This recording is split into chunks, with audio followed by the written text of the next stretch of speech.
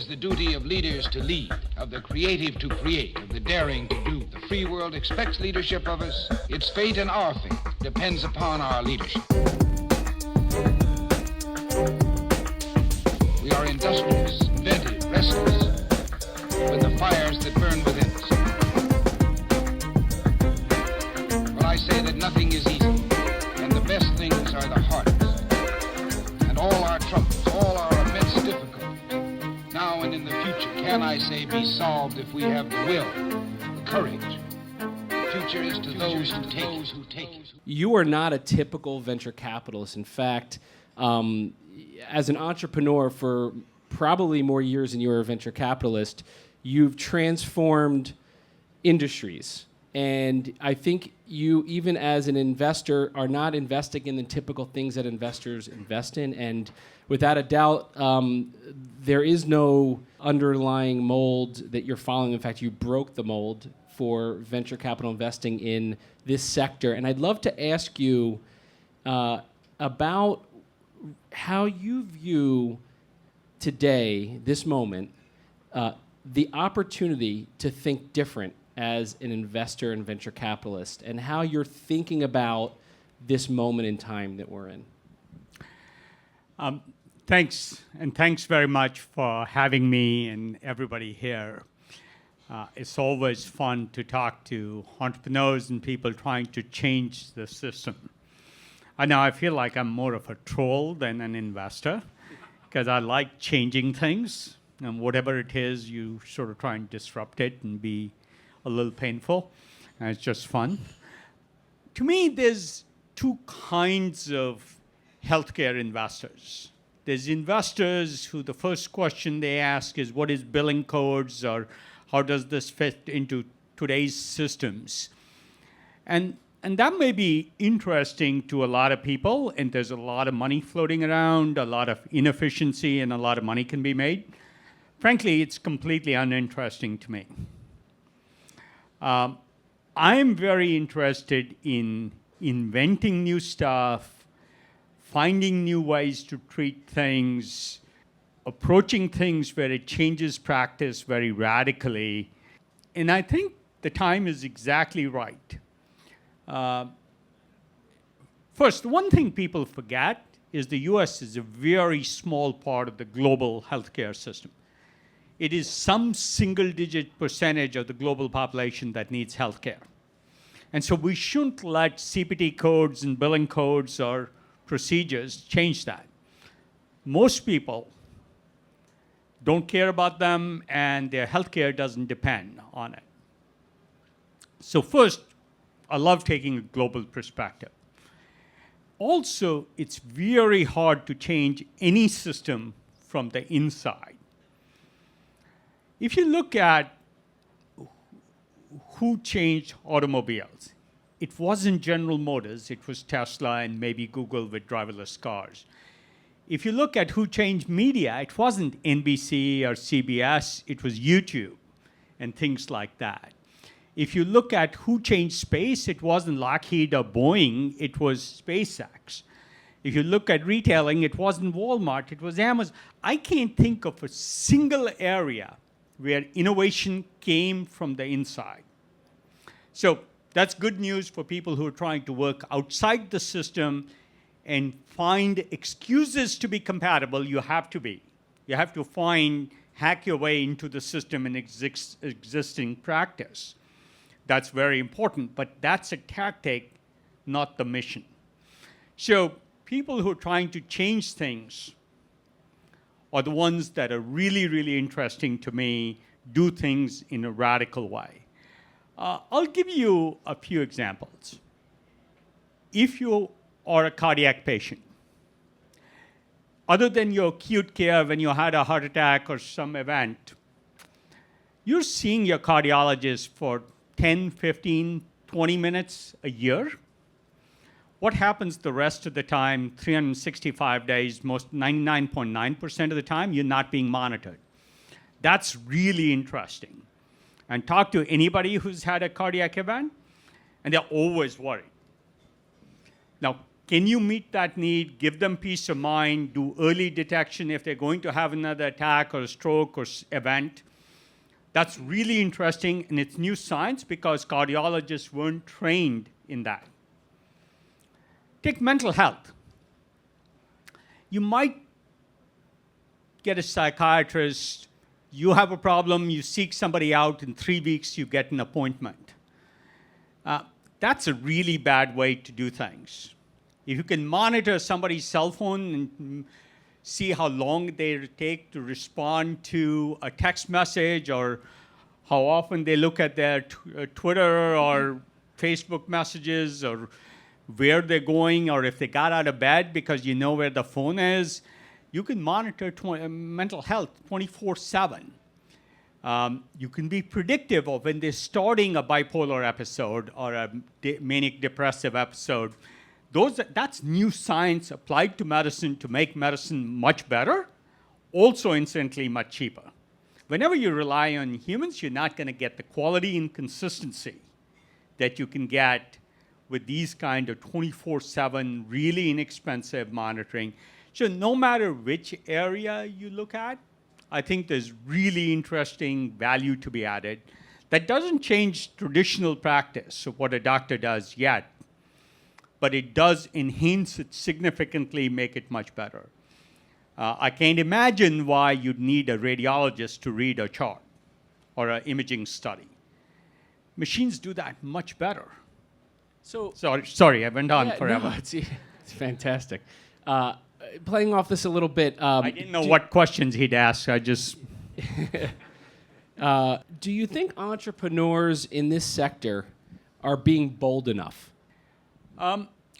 I'd say about 20% are, and they're trying to do new things. Now, Jerry's here, so I can say this. Traditional media was driven by advertising, and the world had a view. And then online, data science completely changed that. I know what shade of blue to use to increase the probability of click by 0.5%. You can't do that complexity or behavior characterization any other way but with this, with machine learning. That and data science can do the same for every detail of medicine. It's silly that we have a diabetes drug for all of the billions of people on this planet who need it, each with different genomics. So I just saw a diabetes study out of Israel that said, based on your microbiome, they can predict your blood sugar 2 hours in advance or hours in advance. If we both had the same meal, how ours would be different and what it would be. Now, for their benchmark, they used an expert dietitian to predict what the sugar would be. That expert dietitian had a correlation with our accuracy of roughly about mid-30s in terms of percent. The machine learning system had north of 75% accuracy in predicting your glycemic response to a meal. And they'd make a different prediction for you than for me based on data. So that's the kind of boldness we need. It really means new science, new medicine, not old medicine fitting into hospital systems or current billing codes. There's room for that too. And frankly, I don't really understand that. I'm pretty naive about that. I like this new stuff because nobody's an expert.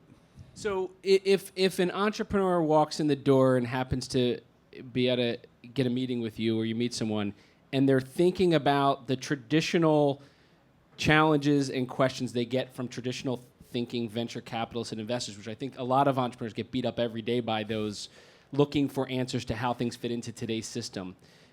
Is it a no thank you, or do you try to kind of tap into your entrepreneurial kind of origins and collaborate with them to help figure out how to be 10 or 20 times more bold with how they're thinking about solving the problem? I love doing that.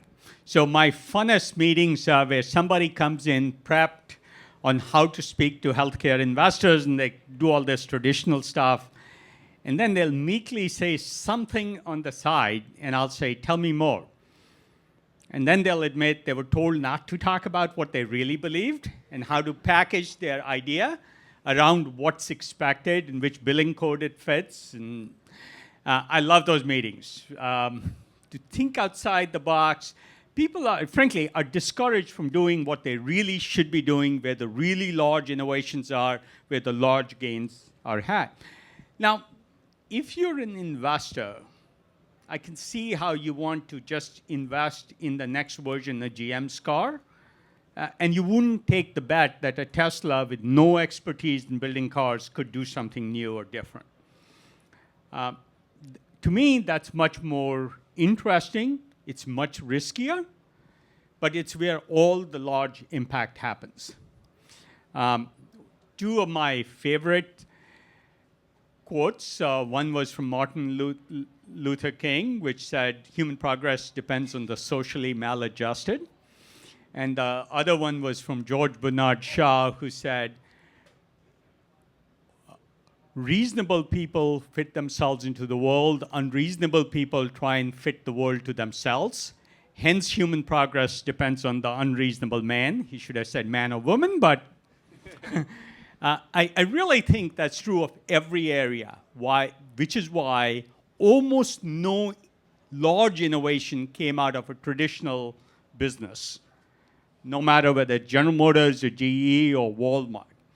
And it almost always comes from outside.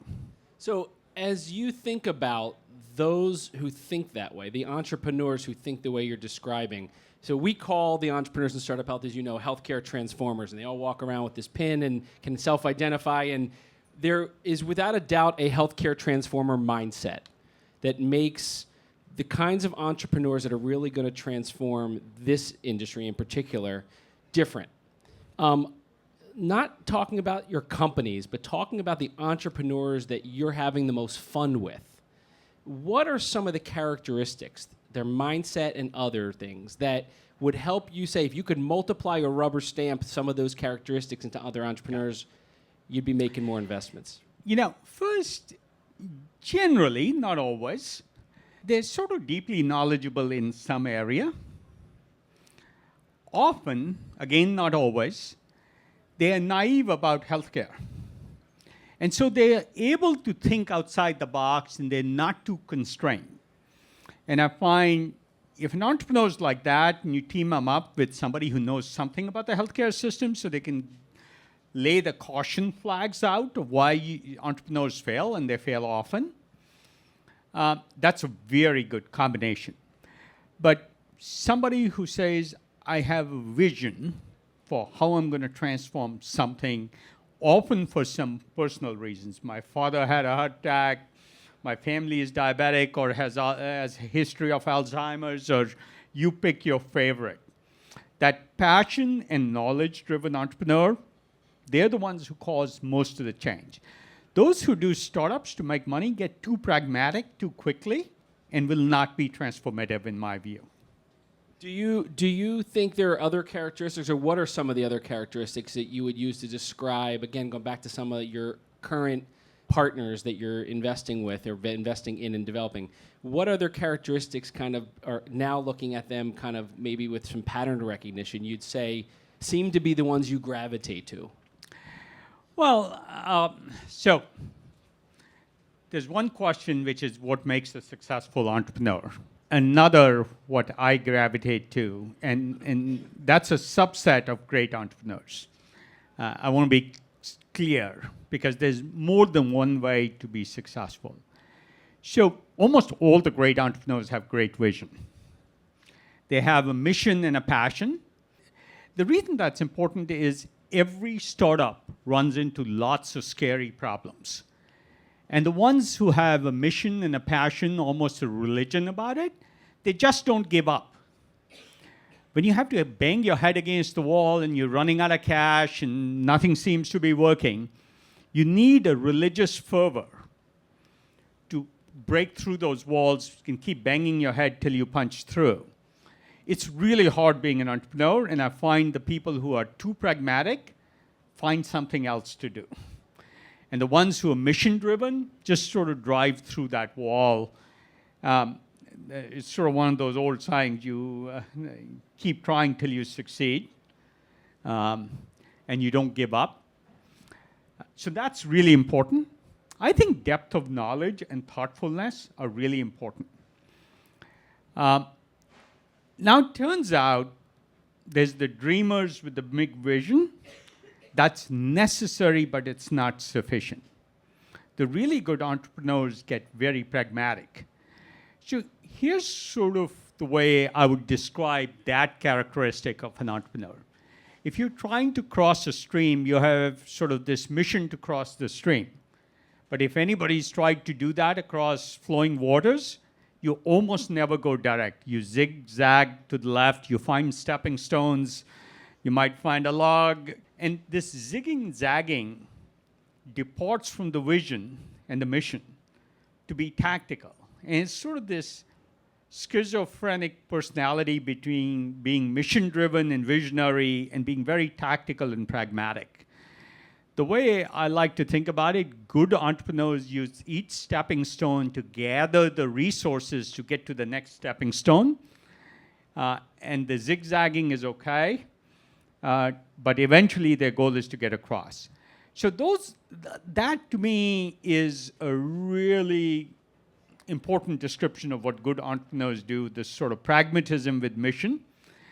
And then there's people with just mission and vision, and they tend not to be pragmatic. And then the people who are too pragmatic almost never make successful entrepreneurs. They get lucky sometimes, but very hard to see them.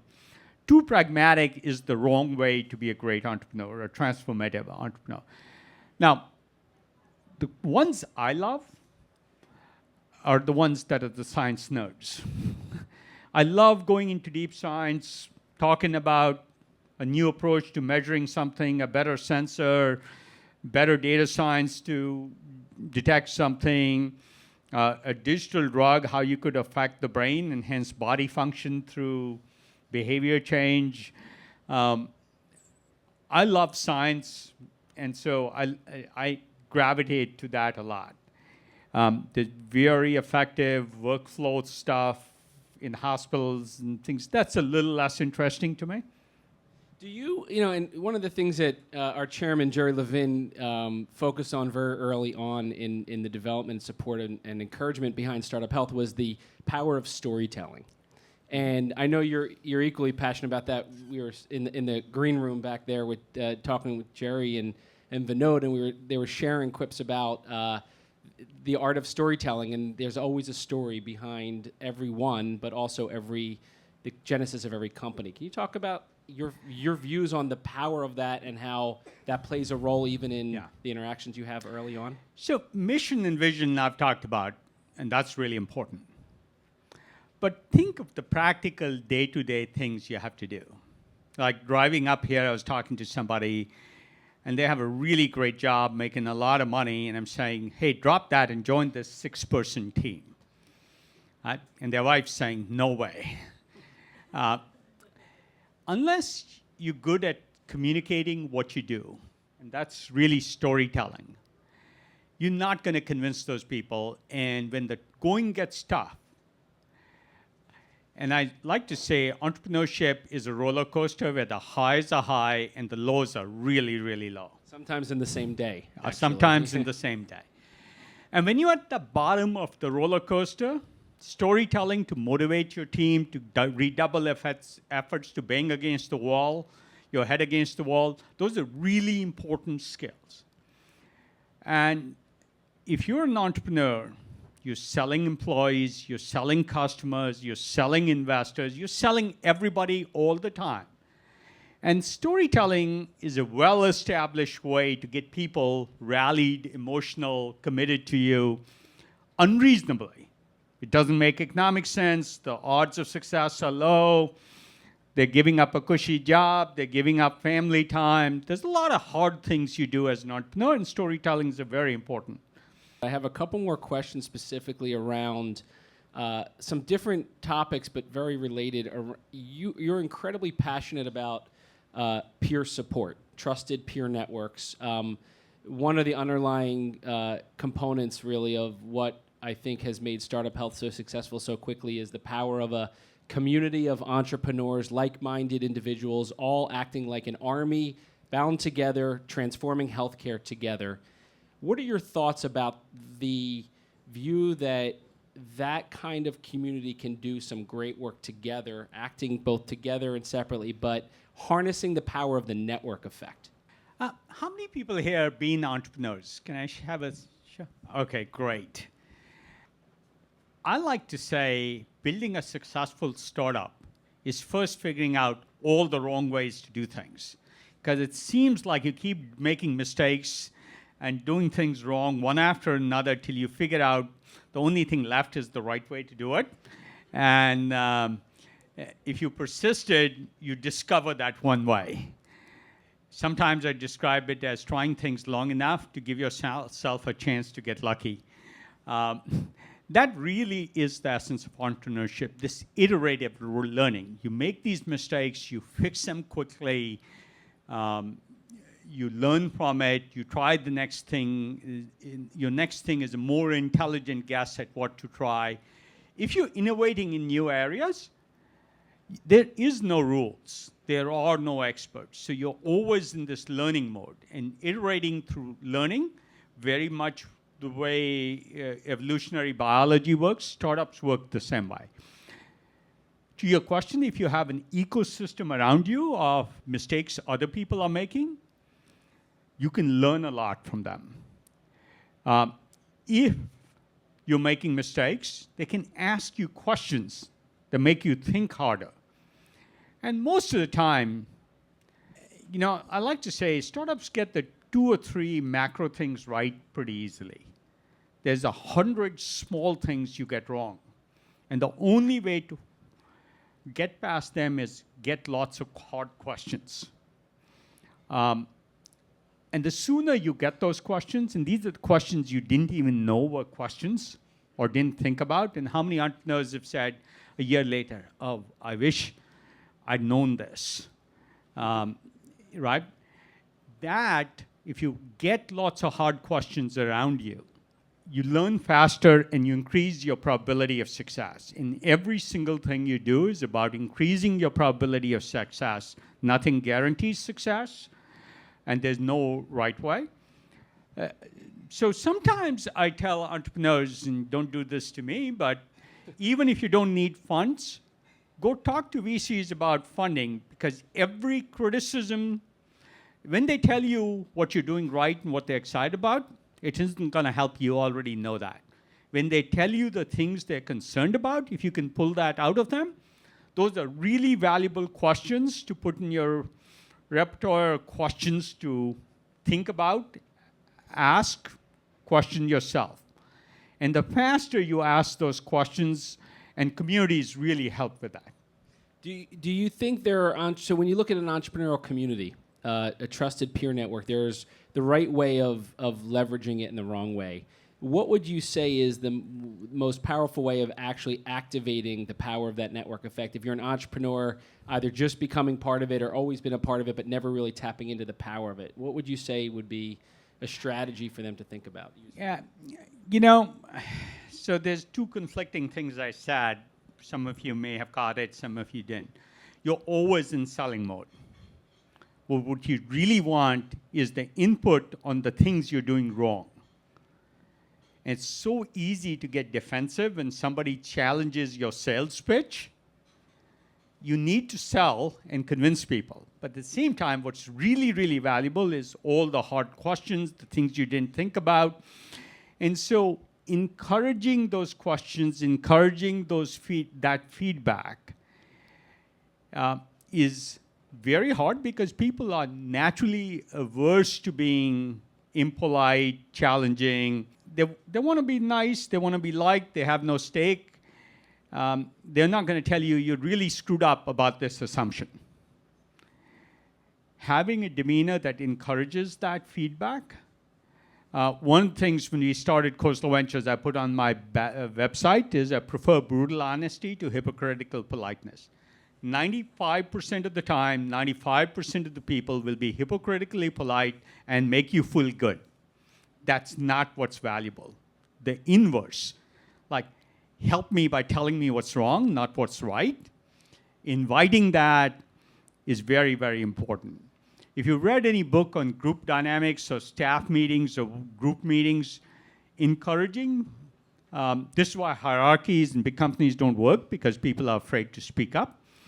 Encouraging that behavior, whether it's in your own team or in your community, or if you're always looking for what you're doing wrong as opposed to what you're doing right, and it feels much better to look for what you're doing right, not what you're doing wrong, hugely valuable.